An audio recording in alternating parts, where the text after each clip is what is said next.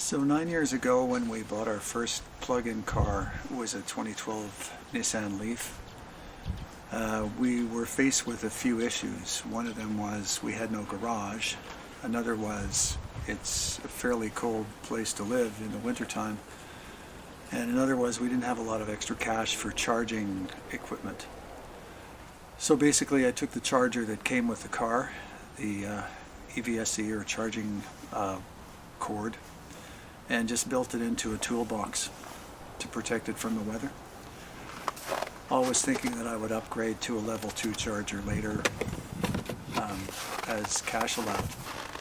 But I never had any issues with it. It worked great for us for 5 years. So basically, when we sold that car, we bought the Toyota plug-in hybrid. I took the charging equipment that came with that car and built it into the same toolbox. And here we are, 5 years later, and basically no issues. Obviously at your own risk if you're going to do something like this, but I plug it into the same outlet that I used to plug a gas car block heater into. It's just a regular 15 amp outlet, picks up about 8 kilometers an hour of charging. Yeah, total cost of that charger installation was $20 for the toolbox.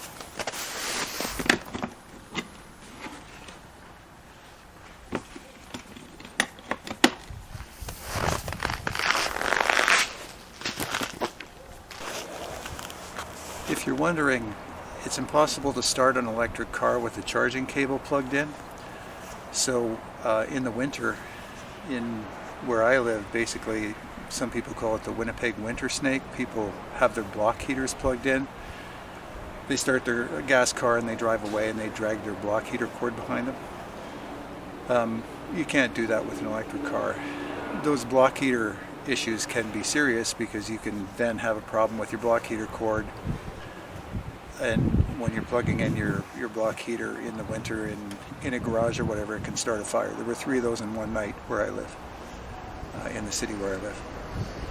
So that's not a thing with electric cars.